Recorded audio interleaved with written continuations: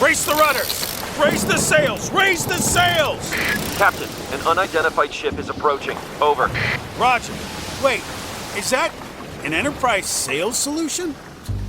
Reach sales professionals, not professional sailors. With LinkedIn ads, you can target the right people by industry, job title, and more to reach the professionals who are more likely to find your ad relevant. Plus, with 1 billion members on LinkedIn, that means you'll have access to 130 million decision makers and 10 million C-level executives. That's a lot of millions of the right people. Get started today and see how you can reach the right buyers with LinkedIn's enhanced targeting tools. We'll even give you a $100 credit on your next campaign. Go to linkedin.com/MPN to claim your credit. That's linkedin.com/MPN. linkedin.com/MPN. Terms and conditions apply. Ryan Reynolds here from Mint Mobile. I don't know if you knew this, but anyone can get the same premium wireless for $15 a month plan that I've been enjoying. It's not just for celebrities. So do like I did and have one of your assistants switch you to Mint Mobile today. I'm told it's super easy to do at mintmobile.com/switch. Upfront payment of $45 for 3-month plan, equivalent to $15 per month required. Intro rate first 3 months only, then full price plan options available. Taxes and fees extra. See full terms at mintmobile.com.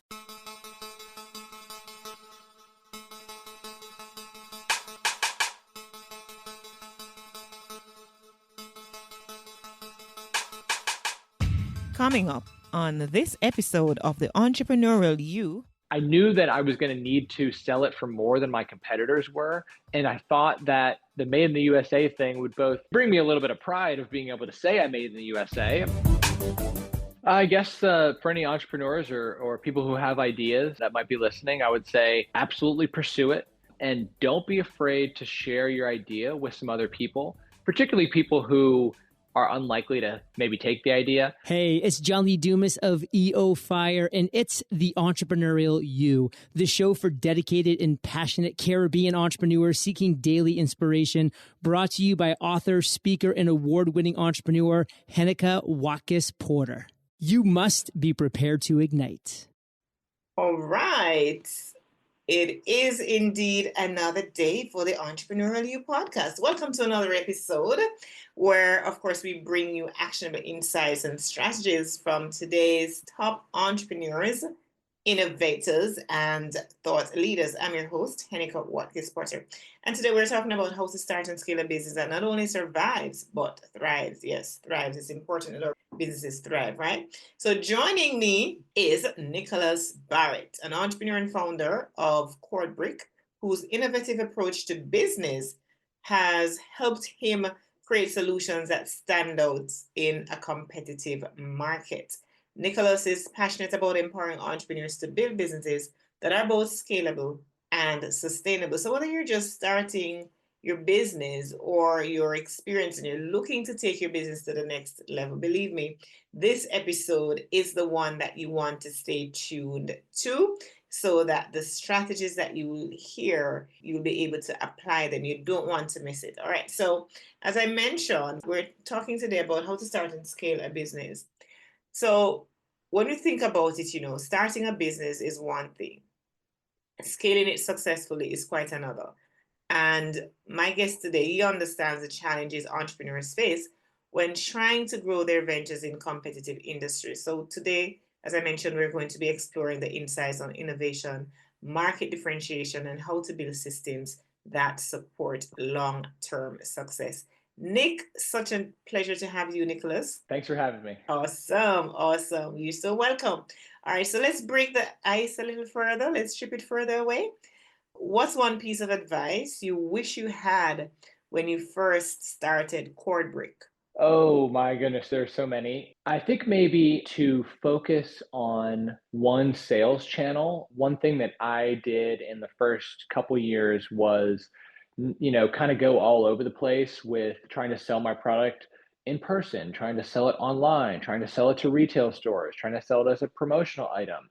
And, I think for most businesses, one of those channels is going to work better for you and your product and fit your business model a little bit more, or your situation, or it's going to help you get off the ground and then be able to then achieve or expand, I guess, into some of those other channels. And so that would probably be one thing that I wish someone had kind of dialed in my head a little bit more, because I was a little bit all over the place. I was kind of trying to see, I didn't know what worked, so I understand why I did it, but I think, I had some people tell me that I needed to focus on this one particular channel. And so if I had done that maybe a little bit more heavily sooner, maybe it would have, resulted in some quicker growth. That said, I did learn a lot from, the failures that I experienced, trying to expand in a number of channels at once. And then I've sort of trickled my way along in each of them. And now we are in multiple channels. And so, maybe that would have helped, maybe not though. I don't know. Right. Fair enough. Fair enough. That's your thought, and that's okay. All right. So let's talk about, first and foremost, what is CordBrick? And I want to Yeah, get into the inspiration of it all. But let's start there. What's CordBrick? sure. So CordBrick is a weighted cord holder, and it's basically a small little brick shape. So it's a little rectangular item, and it's got what I call cord channels on top and the bottom and the sides. The ones on the top I call cord holding channels. Same with the bottom, and then on the sides I call them wrapping or grabbing channels, and that's because you can actually snap, wrap, and then trap your cord on the brick, and then it wraps it up, and then you can even unwrap untangled. And then with those wrapping and grabbing channels, you can even grab a phone and you can grab it and stand it as well. So it becomes a phone accessory as well as a cord management tool. And it's different than my competitors because most of my competitors just do one thing, and my product can do not just those three things, but provide a number of functional solutions for your phone, your AirPods, pens, pencils, other small items it can grab. But of course, it is mainly a cord management tool, and it is weighted as well. Interesting, and I'm going to go into the inspiration because looking at it now, I'm thinking it's so simple, but it's just so necessary and functional. If you've ever had to tussle with a cord or trying to unravel and unwrap your cord and it detangles it and stuff, you understand the importance of what it is that you are promoting and presenting. So, what inspired you, Nicholas, to create CordBrick, and how did you differentiate it in the market? You started to talk a little bit about the differentiation when you talk about the usage, right? The functionalities. But what inspired you to do that? And if you want to spread some more on differentiation. Sure. So I'm here in a guest bedroom, and behind me, if you can see this, if not, there's some nightstands, and it's right next to a bed. And so I was in bed. I still remember the day. It was in 2015, and I was about to go to sleep. It was dark, maybe 11:30 at night. And back in 2015, I think still most phone charger cords were only 3 feet long. I don't know why they didn't sell longer charger cords at first, but there just weren't that many of them, if you recall. Initially, they were shorter cords. And so, my phone would buzz, and then I would unplug my phone because I couldn't quite reach the cord in my bed all the way to where I was laying in bed. And then the cord would inevitably fall on the floor. And beds are kind of, at least in the States, they're raised up often. And so the cord would fall between the nightstand, underneath the bed, behind the nightstand, somewhere, where I ended up having to get out of bed. And I used to struggle to sleep a lot more than I do now, but it would wake me up. And I was, just like, okay, there's got to be a better solution for, there's got to be some kind of something I could make, like a tiny little brick. It could just hold my cord, not just on the nightstand, but on my bed sheet too. And I looked at existing solutions, and this is how I sort of differentiated my product. Was I just looked what was out there. And none of the things that were out there really fit what I wanted. And many of them had adhesive, and I couldn't put it on my bed sheet if it had adhesive. I also didn't want to put adhesive on, I was staying with someone at the time, didn't want to put it on their furniture and just leave it there. And then I also was traveling a good bit.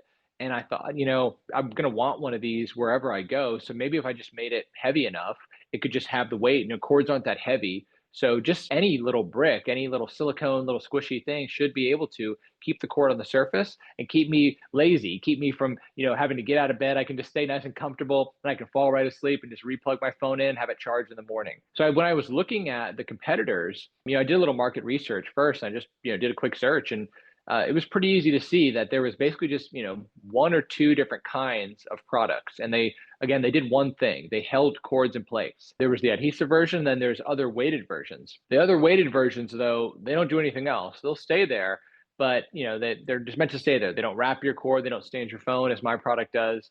And so I thought, well, if I could make it kind of stay with your cord all the time, then people would be likely to, be differentiated from these other competitors, and I might be able to, sell it for a few bucks more than them, and then, make a couple bucks off it. And then I kind of thought, it can't be that expensive and complicated to make this.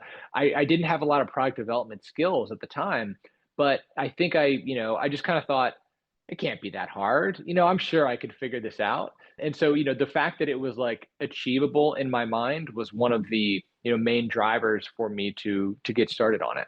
Necessity is in fact the mother of invention. Yeah. Good for you, Nicholas. Good for you. All right, so we're going to talk about scaling, businesses and the challenges that entrepreneurs generally face. But before we even get into the whole challenge of scaling, I would like to hear from you.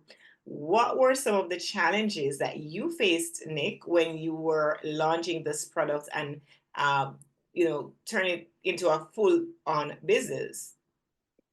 Yeah, the first thing would be manufacturing. I didn't really know where to start with making the product. My initial thought was China, but then I thought, I kind of want to make it in the United States. I like the idea of made in the USA. And I also thought that I might be able to sell it for another dollar or two more if I had that made in the USA label on it. And so I immediately, what I did was I tried to start 3D printing prototyping, but that was pretty short lived. I actually took some time between that 2015 first thought and my actual decision to move forward in the business in 2020. And so kind of between that time, I hadn't really done too much. I'd gotten sober in my personal life, which was a huge step for me to be able to be mentally focused on like starting a business and, the challenges that are involved. But in 2020, when I started searching, I looked directly for manufacturers and I went right to a manufacturer in Tampa, which, I had reached out to like 30 different manufacturing companies. And it turned out that after about 6 months of working with them and purchasing a mold and redesigning the product and doing prototyping, what they made for me really didn't work. And we had invested a lot of money. Well, at the time it was, maybe $10,000 or so in initial mold and some materials and stuff. And, I received the first versions of the product and I just thought, this is not going to work. I'm not satisfied with this. And I bet you the consumer is then not going to be satisfied with this. So I decided to kind of scrap that whole process. It was a sunk cost. And I decided to kind of start over and go back to the prototyping phase, which is what I should have done in the first place. I really should have focused on getting the product exactly right. And the other thing I really didn't know about manufacturing was the manufacturing processes. There's a couple different processes, injection molding and compression molding to name two, for making silicone and silicone products.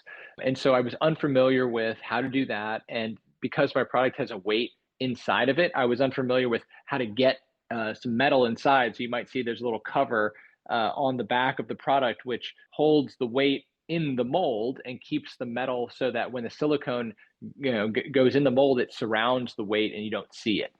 Initially I had the weight exposed and we were putting it in after the fact. And so I wish I had known a little bit more about manufacturing. I had done a little bit more research on the manufacturing processes. Had I been an engineer, had I developed other products before, had I worked even with a company that was making other products, I might have understood a little bit more about the manufacturing processes and therefore how my design could be implemented and actually made. I think entrepreneurs, anyone who's making a product will pretty much, I guarantee you, they will tell you, there has to be compromise between the ideal design and the manufacturability and getting the cost right, because you might be able to get exactly the product you want, but it may be extremely expensive. And so you have to make some compromises with the way the product looks and shapes and then therefore is performs and the functionality that it has before you go through with the actual manufacturing. Thank you so much for being so transparent, Nick. Love it. When you were selecting your, doing that research in that research phase for the manufacturing options, what was that process like? Did you have to weed out many, many options? What was it like? Take us into that journey. Yeah, sure. I mean, at first I just Googled, silicone manufacturers, US, and there's some websites. There's one called thomas.net, and they have lots of manufacturers on there. And so, yeah, I had no idea how to find these manufacturers. And so I was able to find one and get one that responded to me. And I later began to understand why most of them didn't even respond to me. And just to go into that real quick, if you're a manufacturer, you really don't want to deal with someone that hasn't sold any products yet. You really want to deal with someone that already has demand and is making a large quantity, because you'll just be able to kind of plug and play their manufacturing process right into your operation, and you're going to get consistent orders in large volumes, and therefore you're going to be able to make a profit.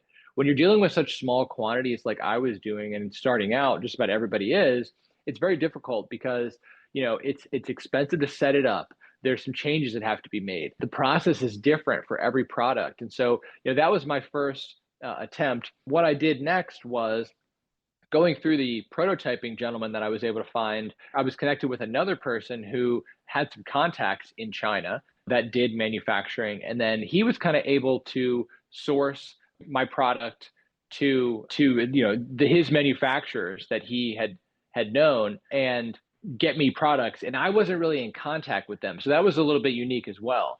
Then later on, I was able to kind of find a designer who was able to connect me with other manufacturers directly. And then I was able to actually speak with the manufacturers and really talk about what I was looking for in the product. They were able to help me with packaging and a lot more. And then by that time I had developed a lot more quantity demand for the product. And so they were much more willing to work with me and get me the pricing that I needed. I mean, just by, as I'm sure it's economies of scale, right? The more you can make, the less it's going to cost. And that's because the labor that's involved, the setup that's involved, the different runs, different colors, things of that nature, and problems that they may have. They can buy larger quantities of material, therefore they can get a lower price. They can, instead of having to hire a person for a short period of time and teach them and train them on it, they can have that same person run that the whole year, and that person gets more efficient with what they're doing, and so the costs just go down and down and down. And so that that was kind of my manufacturing process. And then now that I'm connected with my different manufacturers, and I kind of know how to find manufacturers now, or can at least talk to them in the terms that they are going to understand are, from someone who kind of knows what they're talking about a little bit more, they're going to be much more likely to work with me and not, give me a bunch of hubbub and stuff as well, because they know that I kind of know what I'm talking about. And so they're going to give me a fair price. And so we've been able to get our costs down quite a bit due to that. All right. Okay, great. So I want to hear, why not China? That's number one. Number two, take us through from the ideation stage, so the point of ideation to when you actually had your minimum viable products. And why did you not go to China? So I did end up going to China. And so that's where I'm at right now. That's where you are? No, because I remember you were made in the USA because, okay. Yeah. At first, I did try the Made in the USA, and then I was able to connect with a gentleman who had contacts in China, and then he was able to get it made for me in China, but I wasn't in direct contact with them. And then after that, I thought, I just need to be able to talk to the manufacturer. This in between stuff just isn't going to deal. Working. No, it's not working. And so then I did go find an industrial designer who had contacts in China, and he didn't care if he wanted me to talk directly to the manufacturer. He had products made and sourced and quoted from manufacturers he was in contact, and so he was able to, willing to give me the contacts right away. And so then I was able to reach them directly. And China ends up being much cheaper, especially for the low price, high volume products that I'm making. The materials aren't very expensive. And so when you're talking about like labor costs and material costs, they make so much material there in China and run CNCs and all kinds of stuff. I tried to get it made in the USA. I tried to do USA CNC machining, silicone manufacturing, and the prices I got were just too high. At the time that, the tariffs, everything just, weren't quite what they are at this very moment. So the cost difference was like 5 times less to actually do it in China, and actually probably more if you really include like the packaging as well, and the labor of packing all the boxes. And, we're talking thousands and thousands of units. And so, I've had my factory visited and inspected and done walkthroughs, and they're very good quality. They seem to be running a very good operation. So I feel very comfortable with them. And, they really have been great to work with. At first, I wanted to do the Made in the USA because, I knew that I was going to need to sell it for more than my competitors were. And I thought that the made in the USA thing would both bring me a little bit of pride of being able to say I made in the USA. I'm from the USA. I think making it at home, I think most people would like to do that if they can. But then cost problems. And then I'm not sure if people would actually pay more for a product like mine that's made in the USA versus something maybe a little bit more expensive or quality that's made in the USA. There's not much difference in what you're going to get from the USA versus what you're going to get from somewhere else with this type of product. I mean, silicone is silicone. So it's not like the USA is going to give me such a better quality silicone that's going to make my product perform better. The performance and the use of the product is totally, fine and, exceeds my customers' expectations, I think, most of the time, having made it in China now. Yeah, I know that. I remember when I started my first business, Pato Apparel, and the all Jamaican pride. Yes, I want it to be made in Jamaica, and I was da, da, da. But listen, that's just a novelty. We got to talk business, right? Yeah. So let's get into from ideation to your minimum viable product. What's the timeline that was, and just the journey? Yeah, so I think I mentioned at first, I went directly to the manufacturer and I kind of gave them a rough drawing and I had filed a provisional patent for this drawing and the uses of it. Then after that kind of failed, we kind of went through and we did 3 or 4 prototypes with them and we got to something that I thought could work. When we actually made it, it did not work. I didn't really prototype the final product that we did. I kind of was rushing. And so we just went right to the mold. I thought this will be good. Let's go to the mold, $4,000, done. And so we got it, and then we started making the product, and then the material wasn't right, and then the functionality, the cord was coming out too easily. And so then I pretty much had to scrap it. So then I did go to a gentleman who was a 3D printing expert, and he knew how to use 3D printers to make basically a small mold so that we could make a silicone test part pretty inexpensively. And so then what we did was we then tested a number of, I had these problems on the first product that we made. So I tested a bunch of different, I'm talking, half millimeter, 0.1 millimeter differences in the thickness of the channel, the curvature down into the channel versus the curvature coming out of the channel, the sharpness of the edges, the tapering that goes in and out of the product. So you can, the cord kind of settles in there a little bit better, or it's a little easier to put in or more difficult to put in. And so the shape of the channels, whether it be a rounded square or a circle or oval, I was really testing all different kinds of things to see like, how can this thing perform best? And, what's going to make the consumer happiest? What's going to look the best? I knew like aesthetics would be pretty important. I mean, you mentioned actually earlier in this interview, it just looks simple. And I think that is something that, CordBrick and the name and then the way it looks, when people look at it, it's symmetrical from every angle inside. And so, there's something about that symmetry and that simplicity that does seem to resonate with people even more than I thought. If it's going on your nightstand or wherever it's going on your desk, somewhere where you can see it, you don't want it to be ugly. And or you don't want it to be an eyesore, and so when I looked at some of the other competitors, they were kind of eyesores. And I think that was one of the things that has set my product apart. So eventually we did get to where, we were able to make a product I thought looked good and functioned well. And then, we actually added a function. At first, I didn't even think about the phone standing ability or the ability to grab a phone. But then when we went and we re-prototyped it and finally got to production, I was able to add some functionality almost by accident by the redesign of the product. And so that was kind of what I call a happy accident where, I had just started with the cord holding and cord wrapping. And then with the new design that I had, after we got a prototype, I thought, wow, this actually works for other like phone uses. Like you can stand your phone with this. Like I should sell that feature. That's great. And we have, and people are like, sweet. It's, it works for that too. Great.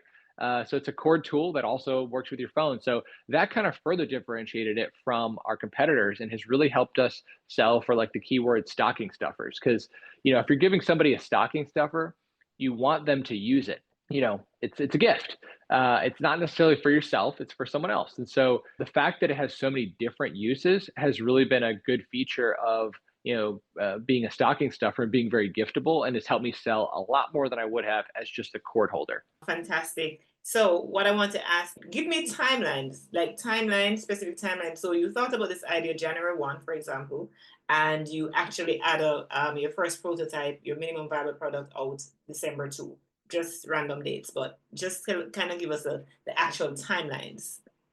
Sure. So I started developing it in 2020. I got my first actual product. So the first 6 months we had to scrap it, but then it took another 6 months and finally got some inventory of a real product in late 2021.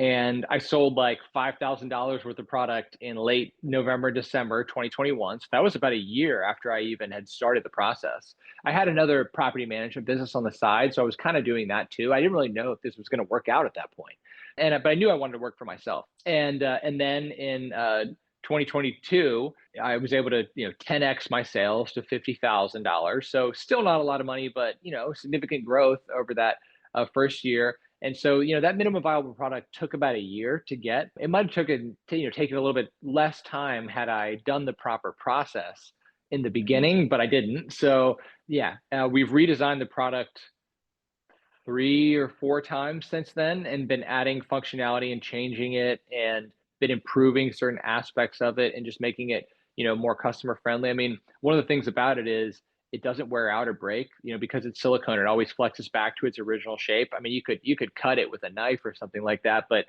you can't expect people to do that. You damage any product really if you smash it or whatever. So with this, I mean, I've even ran over it with my car and it's totally fine. So it's pretty durable, it's reusable, and there's no adhesive. And so, yeah, finally to get to that, viable product took about a year. And then, yeah, since then, every year we've done about, a little bit of a redesign, but we've kept this main design kind of for the last like 2 years, maybe since, late 2023. All right, so good that you've answered that. How do you balance innovation with practicality when you're developing a new product? As I mentioned with the manufacturing, I mean, it is a balance, right? You have an idea in mind, and then you've got to balance it with the manufacturing process. Some people say DFM, design for manufacturing. So you've got to design the product for manufacturing so that it's easy and inexpensive to manufacture. For my process, the compression molding, one of the things is not having negative space or undercuts basically, so that they can remove from the mold. It's easy to take out of the mold. So we had to kind of design some of the curves and edges and faces so that that was the case. But I think that had I known a little bit more about manufacturing, I may not have designed it in this way because it does create quite a lot of friction when removing it from the mold. So it's and I've had a lot of pushback from manufacturers on, can't you just put an angle here? I'm like, no, you cannot. It needs to be like this. So this is how we're doing it. So there's definitely been some compromise there. And customer feedback, I know, for services is important, but I think even more so when you're doing a product. How or what role rather does customer feedback play in refining your business model? Steve Jobs, when I read his his biography, one of the things that he talked about was the customer doesn't know what they want. You have to show them. And so it really doesn't, to be honest with you. I mean, I guess the one thing I would say is that I did get some feedback that some customers wanted a heavier one. And so then I looked at my competition for what was heavier. And I created in 2024 the desk brick, which is basically quite similar to what I already designed, but basically on the end, I just flip the end channels 90 degrees. And so you've got these corner pockets that allow a phone to be kind of wedged in the side and stood up vertically and even at an angle. So you can really get the phone, a nice little angle, against the desk brick here. And you can also use these corner pockets to put in things like pens and other small desktop items. And so I guess that's really the main way that I, had adapted to customer feedback, but I really haven't changed my particular product, much, thankfully, due to the good reviews that we've had. I wanted to, for instance, in the first version, there was a big slug of metal that we inserted after the production of the silicone. And so it was exposed on one side. And so, but I knew all along that I wanted to get that covered up. I just didn't know how. So it took me a little while, but then, I was able to make those changes. And so I think that's something I would have done with or without customer feedback. Right. Okay, awesome. And I want to circle back to a question I was alluding to, never quite got to it. And it's, what are the biggest challenges entrepreneurs face when scaling their businesses? So I would differentiate scaling with growing. I'm not quite even in the scaling phase now. I mean, I think I'm still in the growth phase. Scaling it, I think, is something that happens when you really have all your ducks in a row and you're completely set and you just need to basically hit the gas. And when you're growing, you need to be a little bit more cash conscious and spend conscious. And so you don't really want to put a bunch of money in a certain area because you really don't know yet, all the ins and outs of the channels or the difficulties or the different, whether it be, the retail environment is definitely different than the online environment. When the promotional space environment is also very different from both of those. So, I think when I can kind of get a little further established in each of these channels and kind of get the method down of, hey, here's how I need to I just need to create new content this time of year, and then we push it in these places this time of year. I haven't really figured out all of the places where we're pushing and selling, and what makes the most sense for us to do. But eventually you start to run out of, options, and it's, you've kind of been everywhere. And so what works, what doesn't, and then that's when you can scale. Yeah, absolutely. And on this note, I'm going to pause right here to go into the community connection segment. Now, this is a segment where I invite you, our members of our community, the Peak Performance community, to share with me your feedback, your reviews, questions, whatever it is that you have, that you want to share. And so today, I am going to share with you, and the fact that I'm doing this cruise called Lead Her Ship, and that's coming up. That's a groundbreaking leadership and networking event hosted aboard Royal Caribbean's Liberty of the Seas. This unique experience is going to be bringing together a diverse community of leaders, professionals, and entrepreneurs for 4 unforgettable days of growth, empowerment, and transformative learning against a stunning backdrop of the Bahamas. Yes, we're going to do the Bahamas, the Royal Caribbean's private island in Coco Key. We're doing Nassau, leaving from Fort Lauderdale, going back to Fort Lauderdale. It is going to be amazing. So if you want more details on this, I'm just whetting the appetite. Reach out to me at Heneka at HenekaWatkis-Porter.com or on WhatsApp at 876-849-2571. So that you can learn more. And certainly I also want you to share feedback on this episode as well with Nicholas. He's been just sharing with us his inspirational journey of starting CordBrick, and it's just such an amazing journey to watch somebody who goes from ideation into an actual product, from a minimum viable product and improving upon that product and having a customer base. So kudos to Nicholas. Nicholas, I'm going to invite you now to share your final thoughts with me and my community as we are about to wrap. I guess for any entrepreneurs or people who have ideas that might be listening, I would say absolutely pursue it. And don't be afraid to share your idea with some other people, particularly people who are unlikely to, maybe take the idea. And you'd be surprised. I mean, almost no one is going to steal your idea. It has to be the perfect person, and it probably has to be someone that's already in the industry. It's going to be very unlikely for you to end up competing against someone that doesn't do this already, whatever you're doing, for a number of reasons. So I think a big hesitation of most, many entrepreneurs, I hear it all the time. I speak at FGCU to an entrepreneurship class, school here in South Florida. People are very cautious about sharing their thoughts and their ideas. I think someone's going to steal it. And it's like, well, probably not. It's very risky to start a business. You need a lot of capital. And, if it's not their idea, they're not going to be as passionate about it as you. It's going to be extremely unlikely that they are going to be as fired up about your idea as you are. And you might think, oh, wow, this is like a game changer idea. Like if I tell anybody, they're absolutely going to do it. I'd be surprised. Most ideas are not like that. So, get some holes punched in it by, other people, and try to find who would be your customers and then talk to them. See, how much would they pay? What, do they really need it? What are the real pain points? And then I would also say, make sure it's a problem that you yourself have experienced. A lot of people try to, come up with stuff they've got no expertise in and may not even be a problem with them. They just think it's a good idea. And if you aren't really the one that has suffered with that problem, it's going to be pretty difficult for you to design the solution that works for the people who it is a problem for. Oh, absolutely. Absolutely. Well said. And with that, I take this opportunity, Nicholas, to say a huge thank you for joining us today on the Entrepreneurial You. Nicholas Barrett, thank you so much. Thanks, Heneka. How might our community get in touch with you, Nicholas? You can go to cordbrick.com. We have a contact page there. Reach out to me or just email me, nick@cordbrick.com. I'm on LinkedIn. You can follow CordBrick at CordBrick on any of the social medias. Okay, awesome. Let's move into trending now. Trending now. Research shows that 62% of consumers prefer brands that offer innovative solutions to everyday problems, and startups that focus on niche markets grow 30% faster than those targeting general audiences. As e-commerce continues its explosive growth, projected at 7 trillion by 2026, or at the end of 2025 rather, there has never been a better time for entrepreneurs to focus on creating unique products that solve real problems. Yes, that's what's trending now. All right. Again, I want to say a big thank you to Nicholas Barrett for passing through the Entrepreneurial You and dropping his wisdom, his value bombs right here with us. And to you, our listeners who want to learn more how to start and scale a business successfully and grow or learn more about CordBrick's innovative solutions, visit Nicholas at, of course, cordbrick.com.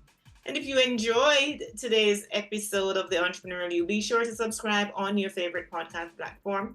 Leave us a rate and review, and share this episode with someone who needs inspiration for starting or scaling their businesses. Remember, success isn't just about surviving, it is about thriving. Affirm with me, please. I am building a scalable business that thrives in any market. Let's say that again. I am building a scalable business that thrives in any market. That's what we're affirming today. Thank you so much to our sponsors, the Jamaica Stock Exchange, and of course, Heneka Watkis-Porter.com. Do take care.